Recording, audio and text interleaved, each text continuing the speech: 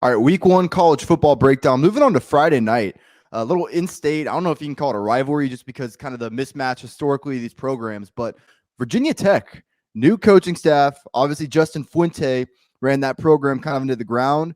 Going to Old Dominion. Old Dominion's beaten Virginia Tech outright at home before. This is going to be a close game, according to the odds makers. Saw this at 8.5 towards Virginia Tech for a while. That's moved all the way down to 7.5, and total is around 48 right now. One important thing about this game, it's going to be extremely windy, which you would think would play towards an under. I think we've kind of seen the market move that way. Saw the total somewhere around 49.5, pretty consensus earlier in the week. It opened even higher than that, but all the way down to 48 on that total.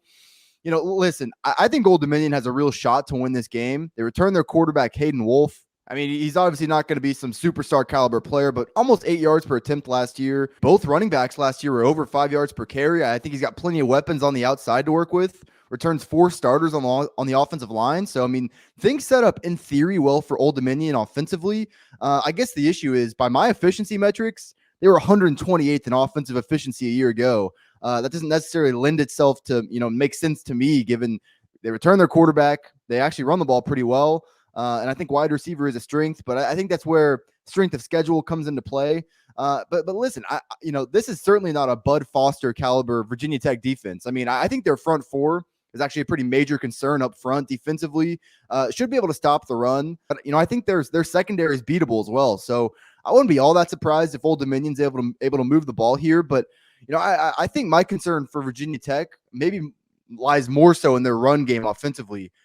Their top running back, Malachi Thomas, he's out indefinitely. And then Holston, who's their, he got a lot of playing time last year. He's questionable, but man, he was well below 4 yards a carry last year.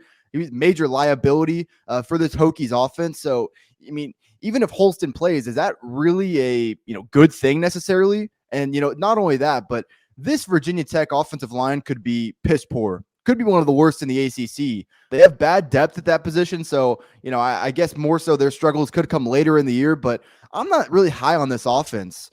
They did bring over Grant Wells from Marshall, 67% last year through the air, 8.2 yards per attempt, but he struggled with turnovers in the past and just some overall inconsistency. So it's obviously his first game at Virginia Tech, so you sort of worry about that continuity with his wide receivers early on. This is certainly not a stout Old Dominion defense. I think their front seven's only going to be okay, and then I also think that their secondary is beatable as well. But like I said, this is not just the way the weather factors in this game. I mean, nearly 15-mile-an-hour winds in football is a big deal. I mean, think about it. If you're throwing a deep ball in 15-mile-an-hour winds, the wind's going to have a pretty heavy impact on that. So I think that's why we've seen this total come down.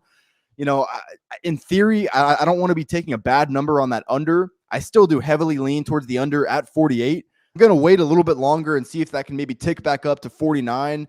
I have a hard time seeing it do that, but I do lean heavily towards the under in this game. As far as a side, I lean Old Dominion. I mean, listen, with having major question marks up front on both sides of the ball, those aren't the position groups that you want to be worried about going into a season. So I worry about that with Virginia Tech.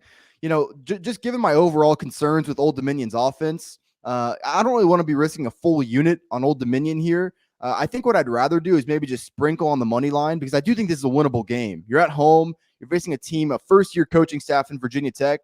It's really hard for first-year coaching staffs to come in and have immediate success. I think it's a lot tougher game than people will give credit for.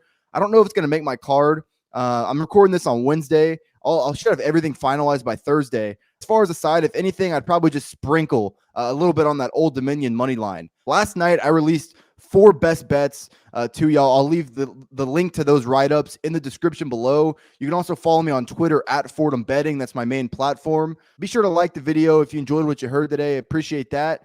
Subscribe to the channel so you don't miss any of the upcoming content. I'm going to have lots of more breakdowns coming here over the next day. So on the channel, go to playlists. It'll say week 1 previews and predictions. Click that and just go through that playlist and listen to the individual breakdowns as they come. Started off the year with a 1-0 week 0.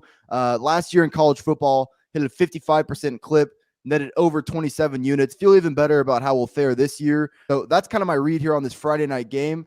Let me know what you think about this game in the comments below. Like I said, I do lean towards the under. I'm going to possibly wait for that to come back up a little bit. towards 49. And then, I might sprinkle on Old Dominion. Stay tuned. And yeah, it should be a good Friday night game for us.